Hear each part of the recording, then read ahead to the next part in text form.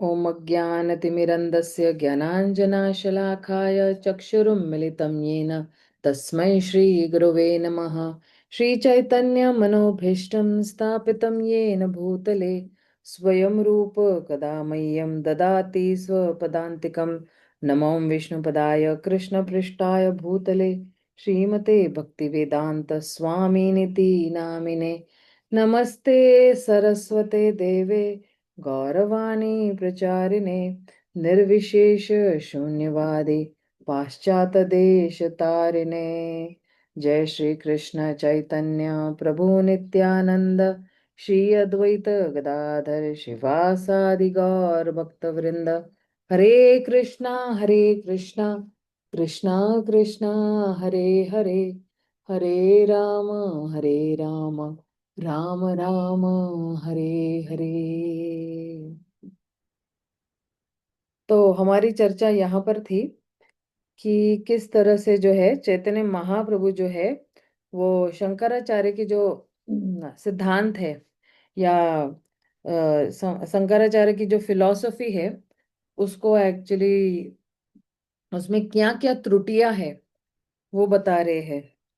और हमने देखा कि मुख्य वृत्ति क्या होती है, गौण वृत्ति क्या होती है, मतलब मुख्य वृत्ति यानी डायरेक्ट उसका अर्थ क्या होता है, और गौण यानी उसका इनडायरेक्ट अर्थ क्या होता है।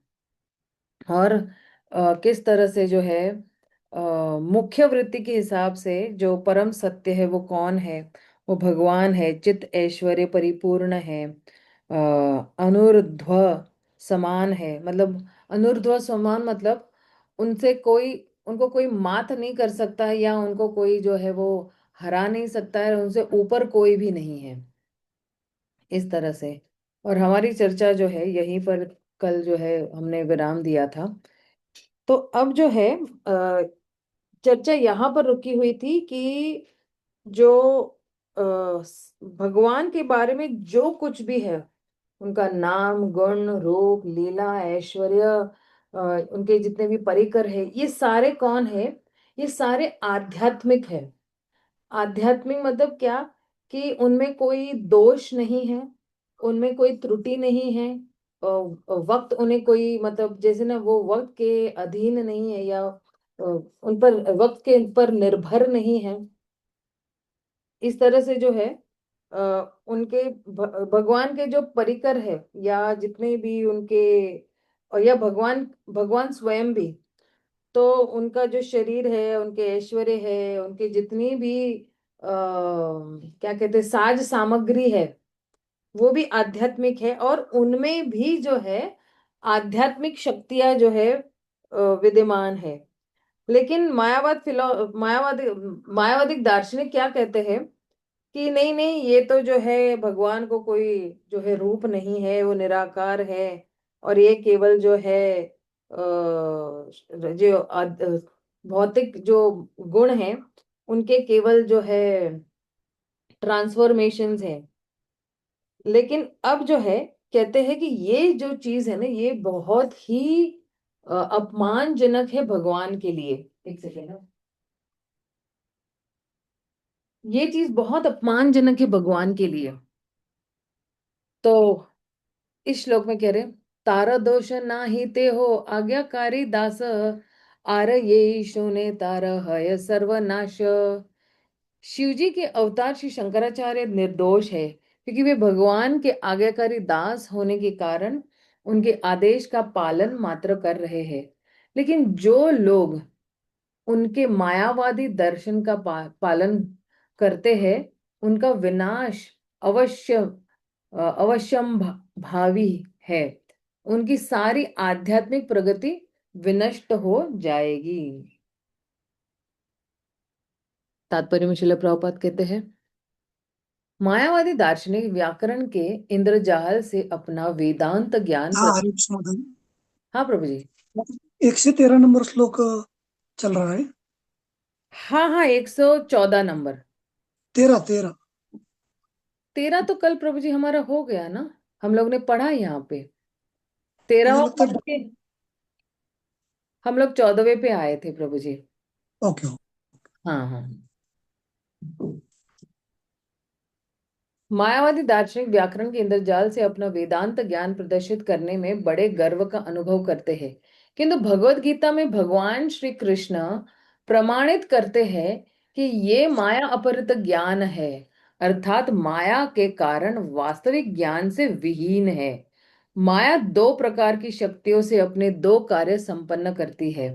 प्रत्येक प्रत्येक सॉरी प्रक्षेपात्मिका शक्ति अर्थात जीव को भवसागर में डालने की शक्ति से, तथा आवरणात्मिकता शक्ति अर्थात जीव के ज्ञान को आच्छादित करने में, एक सेकंड, आच्छादित करने की शक्ति से। आवर आवर आवरण आवरणात्मिका शक्ति का कार्य माया अपहृत ज्ञान शब्द द्वारा भगवत गीता में बतलाया गया है। कृष्ण की दैवी माया इन मायावादी दार्शनिकों का ज्ञान क्यों हर लेती है, इसकी भी व्याख्या भगवत गीता में असुरम भावम आश्रिता शब्दों द्वारा की गई है। असुरम भावम आश्रिता ऐसे व्यक्ति की ओर संकेत करते हैं जो भगवान के अस्तित्व को नहीं मानते। मायावादी जो भगवान के अस्तित्व को नहीं मानते, वे दो वर्गों में विभाजित किए जाते हैं, वाराणसी के शंकरवादी तथा सारनाथ के बौद्ध। ये दोनों ही समुदाय मायावाद है और उनके नास्तिक दर्शन के कारण भगवान कृष्ण उनका ज्ञान हर लेते हैं। तो देखिए, माया का दो कार्य है, एक आवरण करना और एक प्रक्षेपण। मतलब क्या करती है कि आवरण यानी ढक देती है, राइट। और ढक कर क्या करती है, वो जो भगवान के साथ जो संबंध है, जो रियल ज्ञान पाना है, वो एक्चुअली जीवों के लिए वो ढक देती है। और ये जो प्रक्षेपात्मिका शक्ति जो है ना, वो एक्चुअली भव सागर में डालती है ना, और घुमाती है ना, जैसे एक भवंडर होता है ना, डाल के घुमा तो जीव जो है वो घूमता है घूमता है घूमता है, योनि दर योनि, योनि दर योनि, योनि दर योनि, घटता। और जो एक्चुअली जीव तो सच्चिदानंद है ना, तो जो उसका जो मूल स्वरूप है, ये जीव जो है वो भूल जाता है कि अरे मैं सत चित और आनंद हूँ, और मैं जो हूँ तीन गुणों से भी परे हूँ। मैं जो हूँ इन तीन गुणों के अधीन नहीं हूँ। तो इसलिए जो है, जो भगवान की शक्ति है माया, वो क्या करती है, ये दार्शनिकों का ज्ञान भी हर लेती है। और कहते हैं कि क्यों क्यों हर लेती है ये, क्योंकि भगवत गीता में कहते हैं कि आसुरम भाव आश्रिता। देखिए, आसुरम भाव मतलब क्या, आ, मतलब क्या कि ये लोग भगवान के अस्तित्व को ही नहीं मानते हैं, कहते भगवान निराकार है। तो प्रश्न ये भी आ जाएगा, अगर सातवें स्कंद में हम लोग ने देखा है स्टार्टिंग में कि तो क्या भगवान साकार है या निराकार है। एक्चुअली भगवान दोनों है, भगवान साकार भी है लेकिन और निराकार भी है, लेकिन केवल एक ही पहलू को स्वीकार करना और दूसरे पहलू को स्वीकार नहीं करना, ये आसुरी भाव है। भगवान मतलब निराकार में क्या होता है, आप यही मानते हो कि भगवान का अस्तित्व है ही नहीं, भगवान दिखाई नहीं देते, भगवान बोलते नहीं, खाते नहीं, पीते नहीं, चलते नहीं। ये आप अस्तित्व को ही जो है आप क्या करते हो, वो बिल्कुल जैसे आप कहते हो कि मान लो फलाना फलाना व्यक्ति है, ठीक है ना, तो वो व्यक्ति जो है उसका अस्तित्व ही नहीं है, लेकिन भाई वो व्यक्ति तो है ना, लोगों के साथ आदान प्रदान कर रहा है, लोगों के साथ बोल रहा है, चल रहा है, आप उसको दिखाई नहीं दे रहे हो। जैसे मान लो कि अमेरिका के कोई प्रेसिडेंट या प्राइम मिनिस्टर है ना, तो हम उनको यहाँ पे नहीं देख पा रहे इतने प्रत्यक्ष रूप में, हमने नहीं देखा, तो क्या हम ये बोल देंगे कि नहीं, अमेरिका के तो प्रेसिडेंट है ही नहीं या प्राइम मिनिस्टर है ही नहीं, हम नहीं देख पा रहे, हमारी आंखों में दोष है, हमारी इंद्रियां अपूर्ण है, इसलिए जो है हम उस व्यक्ति का अस्तित्व ही नकार दे रहे। तो आप देखिए ना, कितना एक अपमानजनक बात है। परम भगवान पुरुषोत्तम जिन्होंने पूरी सृष्टि का निर्माण किया, अनंत कोटि ब्रह्मांडों का निर्माण किया हुआ है, तो एक अपमानजनक बात है। तो इसलिए इन लोगों को आसुरम भावम आश्रित, कि जो है भगवान के अस्तित्व को ही नकार देते हैं। मायावादी जो भगवान के अस्तित्व को नहीं मानते, वे अभी ये दो श्रेणियों में है। एक है वाराणसी के जो शंकरवादी है, और सारनाथ के बौद्ध लोग, जो जितने भी बुद्धिस्ट लोग रहते हैं ना, वो भी बोलते हैं कि ओ भगवान जो है वो निराकार है। और फिर जो है फिर इसीलिए क्योंकि ये लोग नास्तिक है, ये भगवान के अस्तित्व को नहीं मानते, इसलिए इनका जो ज्ञान है ना, वो क्या करते हैं, इनका जो ज्ञान है ये लोग हर लेते हैं, भगवान हर लेते हैं इस व्यक्ति का ज्ञान। ठीक है, तुम्हें जो है तुम ये मानते नहीं हो कि मैं मेरा कोई साकार रूप है, तो फिर जो है इनका ज्ञान हर। इसमें से कोई भी समुदाय साकार ईश्वर के अस्तित्व को स्वीकार नहीं करता। बौद्ध दार्शनिक खुले रूप से आत्मा तथा ईश्वर दोनों का निषेध करते हैं। कहते हैं आत्मा नाम की कोई चीज नहीं है और भगवान भी कोई है नहीं। और यद्यपि शंकरवादी खुलकर ईश्वर का निषेध नहीं करते, किंतु वे कहते हैं कि परम पूर्ण निराकार है ना। इस तरह बौद्ध तथा शंकरवादी दोनों ही अविशुद्ध बुद्धय है, अर्थात ज्ञान तथा बुद्धि में अपूर्ण तथा अशुद्ध है। ये एक्चुअली संस्कृत वर्ड है, जहां पे अ, अविशुद्ध बुद्धय, अविशुद्ध है ना। देखो शुद्ध मतलब क्या, कि प्योर है ना, और अविशुद्ध यानी कि जिसका शुद्ध नहीं है।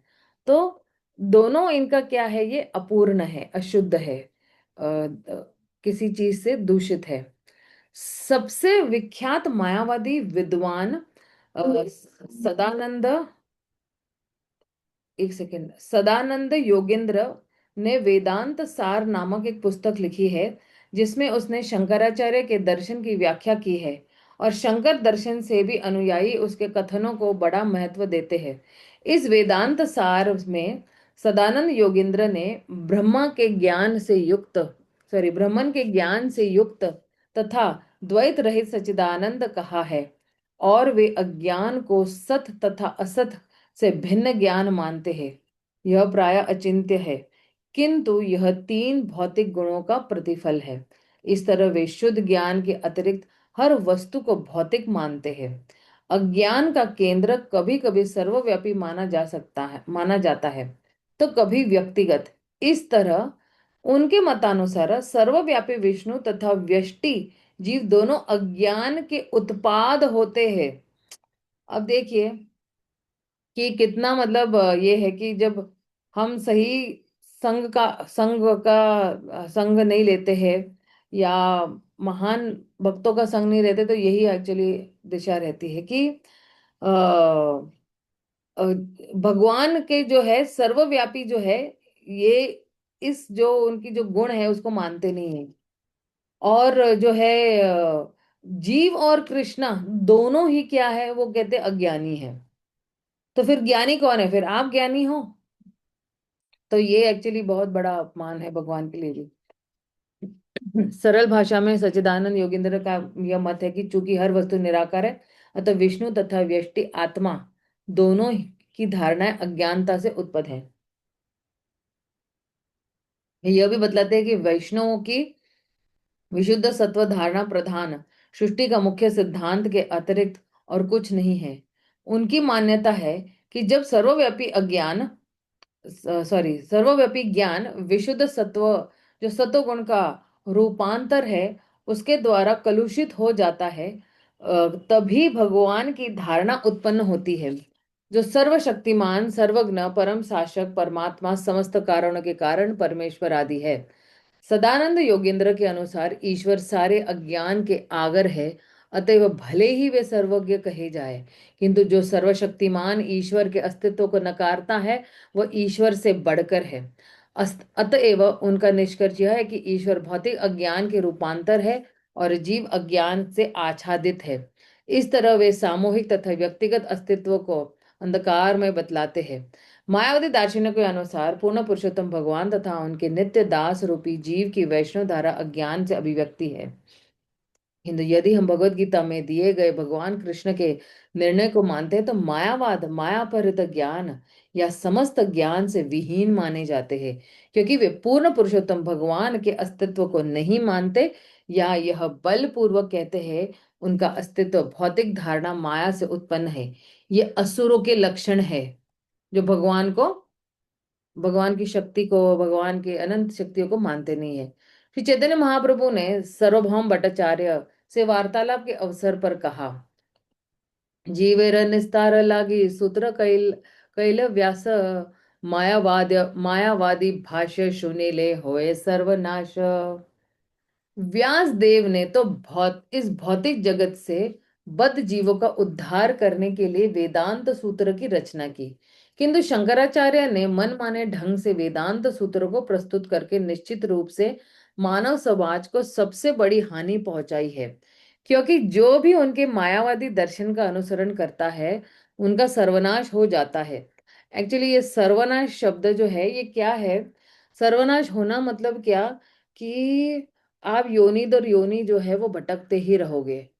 जब तक आप भगवान का साकार रूप को मानते नहीं और उस साकार रूप की सेवा नहीं करते हैं, जब तक आप मानते नहीं कि भगवान कृष्ण परम पुरुषोत्तम है, परम भगवान पुरुषोत्तम है, तब तक आपको एक योनि से दूसरी योनि भटकना पड़ेगा। वेदांत सूत्र में भक्ति का स्पष्ट संकेत दिया गया है, किंतु मायावादी दार्शनिक परम पुरुष के आध्यात्मिक शरीर को स्वीकार करने से मना करते हैं और न यह मानते कि जीव का परमेश्वर से पृथक व्यक्तिगत अस्तित्व है। इस तरह उन्होंने विश्व भर में नास्तिकतावादी उत्पात मचा रखा है, क्योंकि ऐसा निष्कर्ष शुद्ध भक्ति की दिव्य प्रकृति के सर्वथा विरुद्ध है। भगवान की सत्ता का निषेध करते हुए परमेश्वर से एकाकार होने की कभी न पूरी होने वाली मायावादियों की इच्छा आध्यात्मिक ज्ञान की सर्वाधिक विपदाग्रस्त भ्रांत विवेचना है। जो भी इस दर्शन सॉरी जो सॉरी जो भी इस दर्शन का अनुसरण करता है उसका इस भौतिक जगत में स्थायी रूप में रहना एक दुर्भाग्य तथ्य बन जाता है। इसलिए अविशुद्ध बुद्धय अर्थात अशुद्ध ज्ञान वाले कहलाते हैं। उनका ज्ञान अशुद्ध होने के कारण उनकी सारी तपस्याएं असफल और व्यर्थ हो जाती है। और उसके विपरीत जो है हमारा जो ब्रह्म माधव गौड़े संप्रदाय है, तो हमारा क्या है? हमारा जो है वो ज्ञान क्या है? शुद्ध है।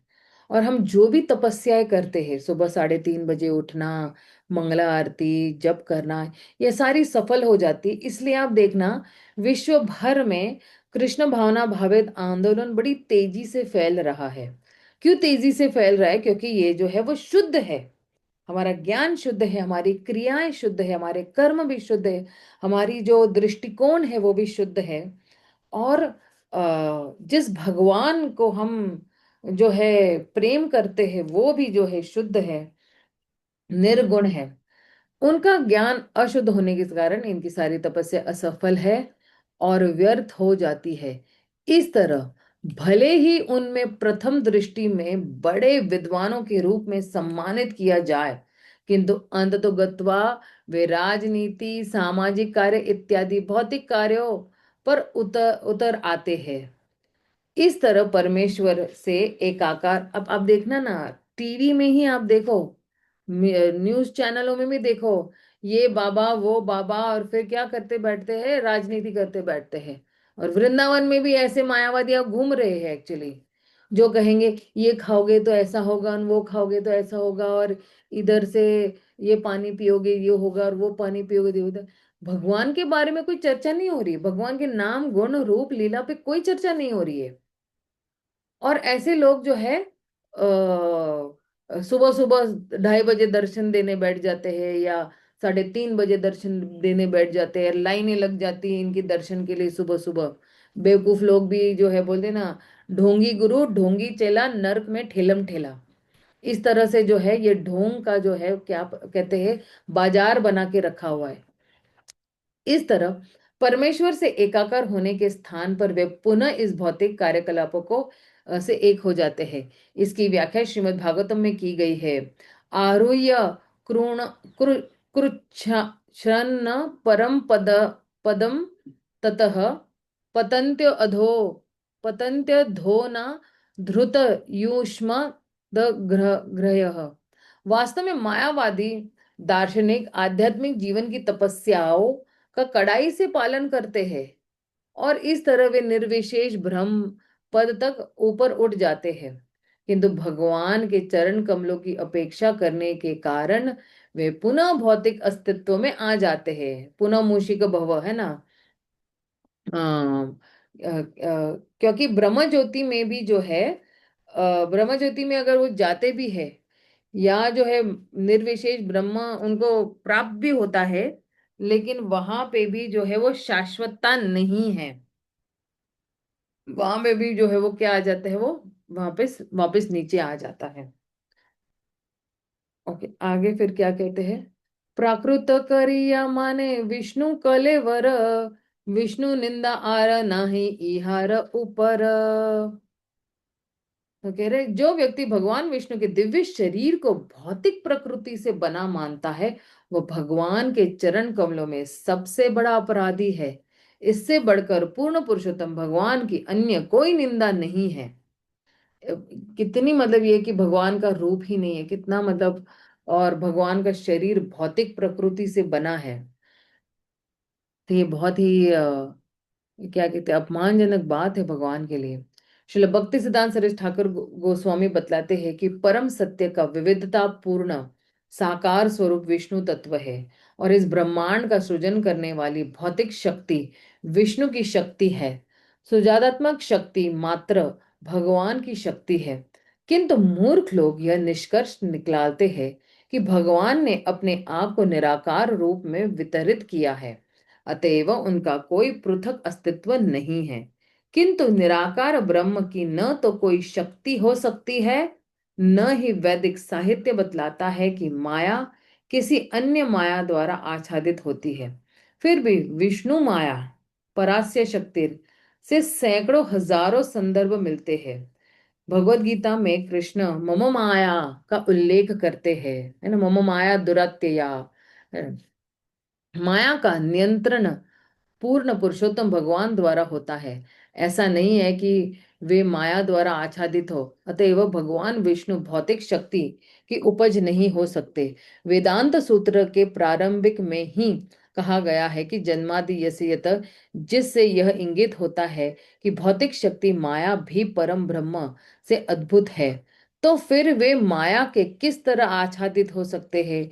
यदि ऐसा संभव हो सकता तो भौतिक शक्ति माया पर ब्रह्म से भी बढ़कर होती है। किंतु ये सरल तर्क भी मायावाद दार्शनिक की समझ में नहीं आते। अतएव भगवत गीता में उनके लिए प्रयुक्त शब्द माया अपहृत ज्ञान सर्वथा उपयुक्त है। जो भी सदानंद योगेंद्र के तर्क अनुसार विष्णु को भौतिक शक्ति माया के उपजित सोचता है, उसे तुरंत मूढ़ माना जाना चाहिए, क्योंकि उसका ज्ञान माया द्वारा हर लिया गया है। भगवान विष्णु देवता की कोटि में नहीं रखे जा सकते हैं। केवल वे ही भगवान विष्णु को देवता मानते हैं जो मायावाद दर्शन द्वारा वस्तुतः मोहग्रस्त है और अभी भी अज्ञान के अंधकार में डूबे हुए हैं। यह तो ऋग्वेद के मंत्र ओम तद विष्णु परम पदम, विष्णु सदैव उच्च पद पर है, के सर्वथा विरुद्ध है। इस मंत्र की पुष्टि भगवद गीता में हुई है। मत परतरम नान्याद, भगवान विष्णु या विष्णु से श्रेष्ठ कोई सत्य नहीं है। अतएव जिनका ज्ञान मोहग्रस्त हो चुका है, वे ही भगवान विष्णु को देवता मानते हैं। इसलिए वे सुझाव देते हैं कि कोई चाहे भगवान विष्णु की पूजा करे या देवी काली की या जिस किसी की भी, सभी एक सा ही फल प्राप्त होगा।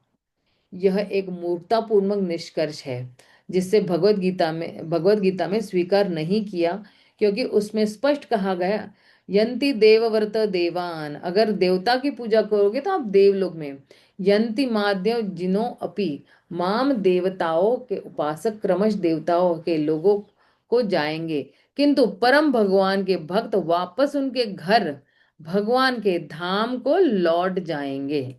भगवत गीता में भगवान कृष्ण स्पष्ट रूप से कहते हैं कि उनकी भौतिक शक्ति माया से पार पाना अत्यंत दुष्कर है। देवी ही येषा गुणमयी मम माया दुरत्यया, माया का प्रभाव इतना प्रबल होता है कि बड़े बड़े विद्वान तथा आध्यात्मवादी भी माया से आच्छादित हो जाते हैं और अपने आप को पूर्ण पुरुषोत्तम भगवान के समान मान बैठते हैं। किंतु वास्तव में माया के प्रभाव से अपने आप को मुक्त करने के लिए मनुष्य को चाहिए कि वह पूर्ण पुरुषोत्तम भगवान की शरण में जाए। जैसा कि कृष्ण भगवत गीता में भी कहते हैं, मामेव प्रपद्यन्ते माया मेता तरन्ति। निष्कर्ष यह है कि भगवान विष्णु इस भौतिक सृष्टि के नहीं हैं, अपितु आध्यात्मिक जगत के हैं। भगवान विष्णु को भौतिक शरीर से युक्त बतलाना या देवताओं से उनकी समानता करना भगवान विष्णु की सबसे अपराधपूर्ण निंदा है। और भगवान विष्णु के चरण कमलों पर अपराध करने वाले कभी भी आध्यात्मिक ज्ञान में प्रगति नहीं कर सकते। ये माया परित ज्ञान कहलाते हैं, अर्थात वे लोग जिनकी बुद्धि माया द्वारा हर ली गई है। जो व्यक्ति यह सोचता है कि भगवान विष्णु के शरीर एवं उनके आत्मा में अंतर है, वह अज्ञान के गहनतम अंधकार में रहता है। विष्णु के शरीर तथा उनकी आत्मा में कोई अंतर नहीं है, क्योंकि वे अद्वैय ज्ञान अर्थात एक ही ज्ञान है। इस जगत में भौतिक शरीर तथा आध्यात्मिक आत्मा में भेद होता है, किंतु आध्यात्मिक जगत में ऐसा अंतर नहीं होता, क्योंकि वहां हर वस्तु आध्यात्मिक होती है। मायावादी दार्शनिकों का सबसे बड़ा अपराध यही है कि वे भगवान विष्णु तथा जीवों को एक मानते हैं। इस संदर्भ में पद्म पुराण का कथन है, अर्ये विष्णु शिलाधि धीरुषु नरमति में वैष्णवे जाति बुद्धि यस्यावान नारकी सह। जो अर्च मूर्ति अर्थात भगवान विष्णु की पूजनीय मूर्ति को पत्थर, गुरु के सामान्य व्यक्ति तथा वैष्णव को किसी जाति पाति का मानता है, वह नारकीय बुद्धि वाला होता है। जो ऐसे निष्कर्षों का अनुसरण करता है उसका सर्वनाश हो जाता है। इसलिए बोले ना, मायावादी भाष्य सुनेले हो सर्वनाश। अब जो है, यहां से इस वाले श्लोक से लेके 20वें श्लोक तक जो है, भगवान और जीव के बीच में जो है क्या अंतर है, वो बिल्कुल स्पष्ट रूप से हमें समझाने वाले हैं श्रील कृष्णदास कविराज गोस्वामी। तो ये जब स्पष्ट हो जाता है ना, तो हमें भी है ना बिल्कुल विनम्र हो जाते हैं। जैसे किसी महान व्यक्ति के सामने हर कोई हाथ जोड़ के विनम्र हो जाता है ना, कि पता है कि ये मेरे से शक्तिशाली है, इसके साथ मेरे मेरे से भी ज्यादा ऐश्वर्य है, मेरे से भी ज्यादा ज्ञान है, मेरे से भी ज्यादा जो है वो शक्ति है। ये सब चीजें जो ऐश्वर्य जो है हमसे ज्यादा है, तो हम विनम्र हो जाएंगे।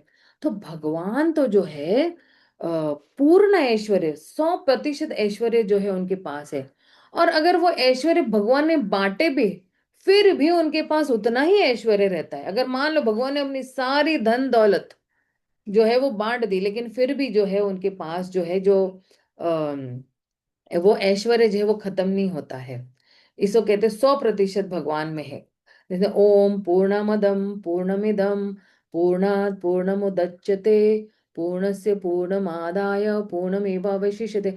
जब ओम पूर्णमदम पूर्णमिदम कहते हैं ना, भगवान पूर्ण है, उनसे हर कोई चीज जो आती है वो भी पूर्ण है, और बांटने पर भी उनके पास वो चीज पूर्ण 100% की मात्रा में रहेगी।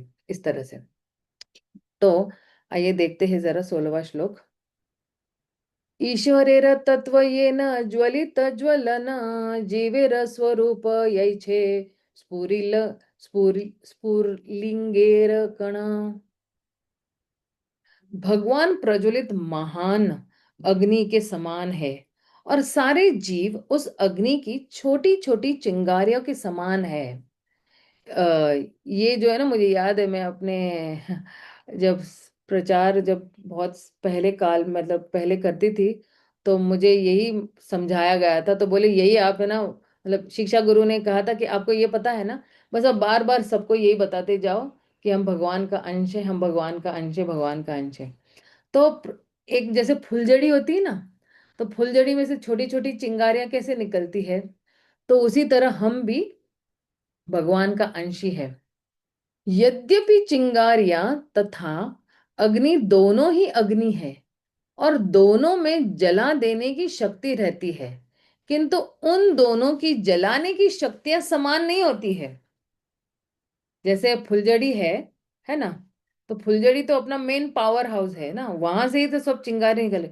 लेकिन चिंगारी क्या करती है, कुछ देर तक निकलती है बाहर और सीधा जमीन पे गिर जाती है, तो उसकी शक्ति जो है वो क्या है, सीमित है। लेकिन जो मेन जहां से निकली हुई है, जिसका उसका उद्गम है ना, तो भगवान प्रज्वलित महान अग्नि के समान है। जो मेन अग्नि जो काम कर सकती है, वो चिंगारी काम नहीं कर सकती है। जो व्यक्ति वैधानिक दृष्टि से एक छोटी चिंगारी के समान है, उसे भव्य विशाल अग्नि जैसा बनने का कृत्रिम प्रयास क्यों करना चाहिए? मतलब हमें भगवान बनने की क्यों आस होनी चाहिए या इच्छा होनी चाहिए? ऐसा अज्ञान के कारण होता है, क्योंकि मेरे पास ज्ञान नहीं है कि अरे अरे एक महान व्यक्ति बैठे हुए हैं वहां पे, जो अनंत शक्तियां हैं उनके पास दया भी है, उनके पास इतने सारे गुण भी, इतना सारा ऐश्वर्य भी है। तो मेरे पास ये ज्ञान नहीं है, और इसलिए अज्ञानता के कारण जो है, मैं ये समझ ही नहीं पाती हूँ कि मेरे में और भगवान के बीच में क्या अंतर है। अतएव मनुष्य को समझ लेना चाहिए कि न तो पूर्ण पुरुषोत्तम परमेश्वर को, न ही स्फुल्लिंगवत जीव को भौतिक पदार्थ से कुछ लेना देना होता है। एक्चुअली हमें भी कोई भौतिक इससे लेना देना नहीं होता है। किंतु जब आध्यात्मिक स्फुल्लिंग भौतिक जगत में के संपर्क में आता है, तो उसका अग्निवत गुण समाप्त हो जाता है। क्योंकि जब जीव ऊपर से नीचे गिर जाता है, तो फिर वो जो है भौतिक जगत के संपर्क में आकर फिर जो है वो भूल जाता है भगवान को। बद्ध जीवों की अवस्था ऐसी ही है, चूंकि वे भौतिक जगत के संपर्क में है, अंत अतः उनका आध्यात्मिक गुण मृत प्राय हो गया है। किंतु ये आध्यात्मिक स्फुल्लिंग कृष्ण के अंश होने के कारण, जैसा कि भगवत गीता में भगवान ने कहा है, ममय वांश में इस भौतिक संसर्ग से मुक्त होकर अपनी मूल अवस्था पुनः प्राप्त कर सकते हैं। तो कोई कह सकता है कि अच्छा, हम ऊपर से नीचे गिरे हैं, और क्योंकि हम जो है भौतिक जगत के संपर्क में आ गए हैं, इसलिए हम दूषित हो गए हैं। लेकिन अगर अगर कोई ये तर्क भी कर सकता है कि भगवान भी सच्चिदानंद है, जीव भी सच्चिदानंद है, तो फिर भगवान इन तीन गुणों के दायरे में नहीं आते, या तीन गुणों के प्रभाव में नहीं आते। तो ये जो जीव जो है, जो गुणात्मक रूप से भगवान से एक है, ये भी कैसे प्रभाव में आ गया? कोई प्रश्न कर सकते हैं ना कि गुणात्मक रूप में से हम भगवान के साथ एक हैं, तो हम किस तरह से जो है इस भौतिक संसार में ये तीन गुणों के अंदर में प्रभावित हो गए और भगवान को भूल गए? ये प्रश्न उठ सकता है, राइट? और जो है तो जीव जो है गुणात्मक रूप से जो है वो भगवान से एक है। लेकिन क्वांटिटी जो है ना, मतलब क्वांटिटी को क्या कहते हैं हिंदी में? मात्रा की दृष्टि से। हम्म।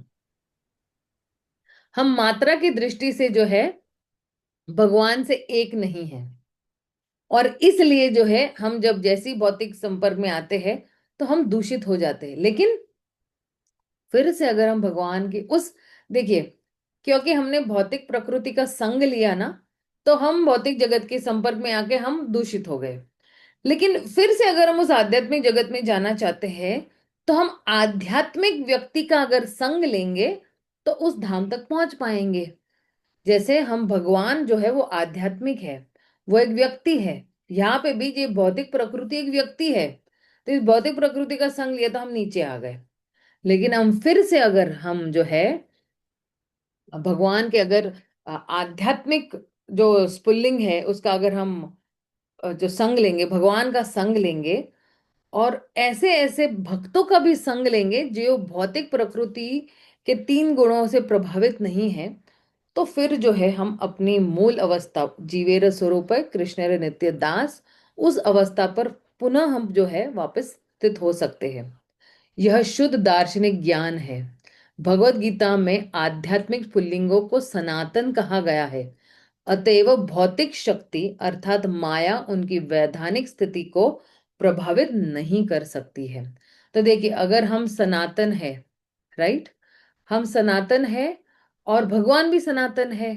तो जब हम उस सनातन का संग करेंगे, उस सनातन की आराधना करेंगे, पूजा करेंगे, और जो भी भगवद गीता में कहा है वैसे वैसे हम करते जाएंगे, तो वापस जो है हम इस भौतिक सृष्टि से हम प्रभावित नहीं होंगे, या माया जो है हमें छू भी नहीं पाएगी, है ना। माया हमें प्रभावित भी नहीं कर पाएगी, क्योंकि हम सततम निरंतर उस व्यक्ति का जो है हम संग ले रहे हैं जो आध्यात्मिक है।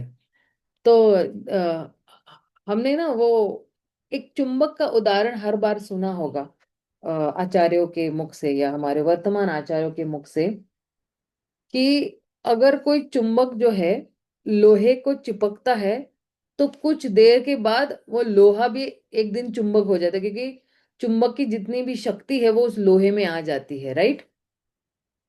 उसी तरह जब जब हम भगवान का नाम लेते हैं, जब भगवान का गुण रूप लीलाएं सुनते हैं, भगवान के भक्तों के साथ संग करते हैं, तो हम भी एक दिन जो है हमारे वास्तविक जो है स्थिति पे पहुंच जाएंगे।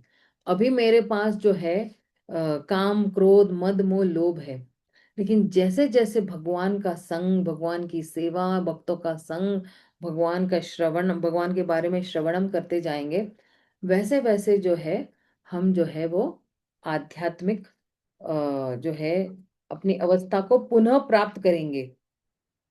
क्योंकि अब देखना कि भगवान यही कहते हैं कि जो मेरे भक्त है ना, तो वो मेरे भक्त जो है वो एक्चुअली ना 9वें अध्याय में कहा गया है ये, कि आ,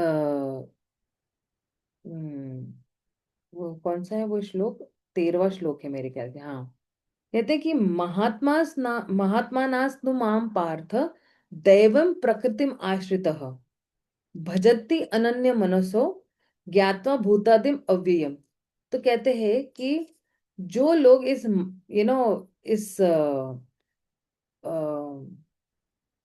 जो लोग जो है मेरी दैवी प्रकृति से आश्रित है, यानी संरक्षण में रहते हैं माता जी। हाँ संरक्षण में रहते हैं, या भौतिक जो प्रकृति पूर्णतः भक्ति कंट्रोल में में, हाँ, निमग्न रहते हैं।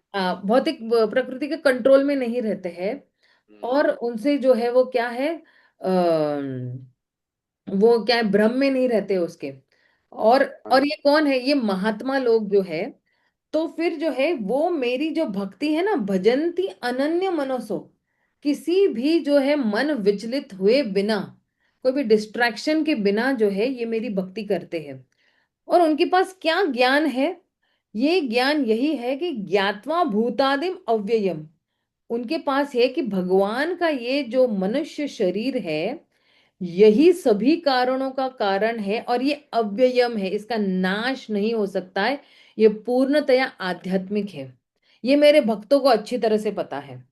अब जब भक्तों को ये अच्छी तरह से पता है कि जो है दैविंग ये कि भाई भगवान जो है वो कभी सभी कारणों के कारण है, भगवान अव्ययम है, तो फिर ये महात्मा लोग क्या करते हैं, तो अगले श्लोक में भगवान बताते हैं, ये लोग सततम कीर्तयन्तो मां यतन्तश्च दृढ़व्रता नमस्तस्यञ्च मां भक्त्या नित्य युक्त उपासते। ये हमेशा सततम कीर्तयन्तो मां, ये सततम मेरे गुणगान करते रहते, नाम गुण रूप लीलाओं का गुणगान करते रहते हैं। और फिर यतन्तश्च दृढ़ व्रता, अभी ये दृढ़ हो गए मेरी भक्ति में, और ये जो प्रयास करते हैं वो दृढ़ता पूर्वक करते हैं। इसलिए आप देखिए कि हम सुबह सुबह जब 3:30 बजे तो बड़े दृढ़ता से उठते हैं ना, कि नहीं मुझे करना ही है, मुझे मेरी 16 माला कंप्लीट करनी है, मेरा रीडिंग कंप्लीट करना है, मुझे सुनना है, मुझे ये सेवा करनी ही करनी है।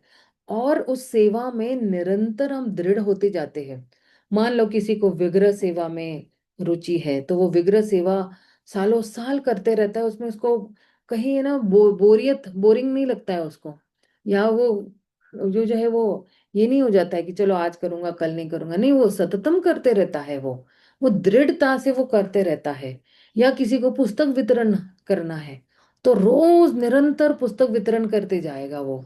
या किसी को जो है भगवत गीता पढ़ने का जो है शौक है या दृढ़ता है, तो निरंतर रोज एक अध्याय वो पढ़ते रहता है। तो ये क्या करते हैं, ये जो है यतन्तश्च, ये जो इनका जो प्रयास है, ये दृढ़ता पूर्वक करते हैं।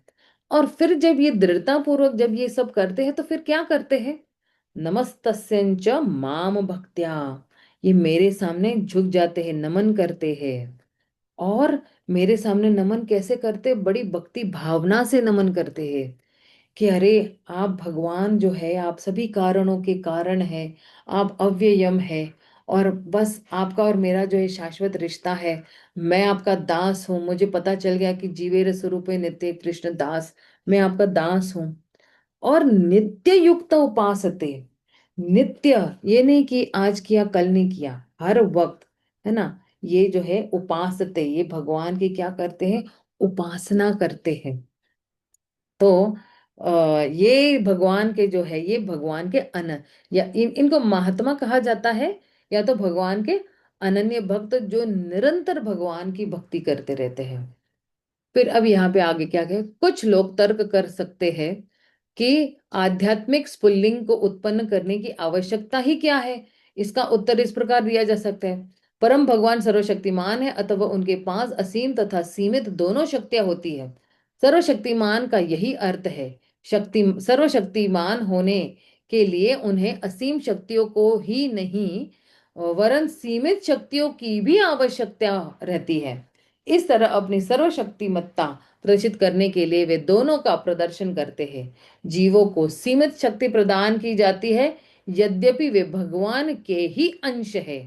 भगवान अपनी असीम शक्तियों द्वारा आध्यात्मिक जगत का और सीमित शक्तियों से भौतिक जगत का प्रदर्शन करते हैं। भगवत गीता में भगवान कहते हैं, हे महाबाहो अर्जुन, इन निकृष्ट शक्तियों से अतिरिक्त मेरी एक उत्कृष्ट शक्ति भी है, जो सारे जीवों के रूप में निकृष्ट भौतिक प्रकृति के संसाधनों का दोहन कर रही है। जीव भूत या जीव अपनी सीमित शक्तियों से इस भौतिक जगत का नियंत्रण करते हैं। सामान्यतः लोग वैज्ञानिकों तथा प्रौद्योगिकी विशेषज्ञों के कार्यों से चकित हो जाते हैं। वे माया के वशीभूत होकर सोचते हैं कि ईश्वर की कोई आवश्यकता नहीं है, वे ही सब कुछ कर सकते हैं, किंतु वास्तव में ऐसा नहीं है। यह जगत सीमित है एवं उनका अस्तित्व भी सीमित है। इस भौतिक जगत की हर वस्तु सीमित है ना। इसलिए कहते हैं ना कि भगवत गीता में क्या कहते हैं, अम, अ, क्या है वो श्लोक, दुखालयम अशाश्वतम, सब कुछ अशाश्वत है। इस भौतिक जगत की हर वस्तु सीमित है, इसलिए सृजन पालन और संहार होता है। किंतु असीम शक्ति वाले जगत में, आध्यात्मिक जगत में, न तो सृजन होता है न ही संहार होता है। यदि भगवान के पास सीमित तथा असीमित दोनों प्रकार की शक्तियां न होती तो वे सर्वशक्तिमान न कहलाते। अरोहण अरो सॉरी अणोर अणोरणीयनान महंतो महीयान, वे बड़े से बड़े और छोटे से छोटे सबसे छोटे हैं। वे जीवों के रूप में छोटे से भी छोटे हैं, और कृष्ण के रूप में बड़े से भी बड़े हैं। यदि ऐसा नहीं ऐसा कोई न होता जिसका नियंत्रण करना हो, तो परम नियंता की धारणा का कुछ अर्थ ही न होता। जिस प्रकार की प्रजा के बिना राजा कोई अर्थ नहीं होता, यदि सारी प्रजा राजा बन जाए तो फिर राजा तथा सामान्य जनता में कोई अंतर नहीं रह जाएगा। अतः परम नियंता होने के लिए भगवान को नियंत्रण में रखने के लिए सृष्टि की आवश्यकता होती है। जीवों के अस्तित्व का मूल सिद्धांत चिद विलास अर्थात आध्यात्मिक आनंद कहलाता है। सर्वशक्तिमान भगवान अपनी आनंद दायिनी शक्ति जीवों के रूप में प्रदर्शित करते हैं। वेदांत सूत्र में भगवान को आनंदमयो भयासत कहा गया है। वे स्वभाव से समस्त आनंदों के आगार है, और चूंकि वे आनंद भोगना चाहते हैं, इसलिए उन्हें आनंद देने के लिए या आनंद के लिए प्रेरित करने के लिए शक्तियां तो चाहिए ही। परम सत्य विषयक यह पूर्ण दार्शनिक सिद्धांत है। तो यहाँ पे जो है हम विराम देते हैं, क्योंकि ये बहुत बहुत गुह्यतम ज्ञान है, ये बहुत डीप ज्ञान है, जो रियली थोड़ा थोड़ा समझ समझ के हम आगे जाएंगे तो बहुत स्पष्ट हो जाएगा कि जो है जीव जो है भगवान की क्या है, पराशक्ति है ना। भगवान खुद जो है भगवद गीता के 7वें अध्याय के 5वें श्लोक में कहते हैं कि ये मेरी जो है पराशक्ति अपराशक्ति जो है, और फिर जो है क्षेत्र क्षेत्रज्ञ अविद्या, ये सब भगवान की ही शक्तियां हैं। ठीक है ना। तो शिल प्रभुपाद की जय, गौर भक्त वृंद की जय, शिल कृष्णदास कविराज गोस्वामी की जय। हरे कृष्णा हरि बोल।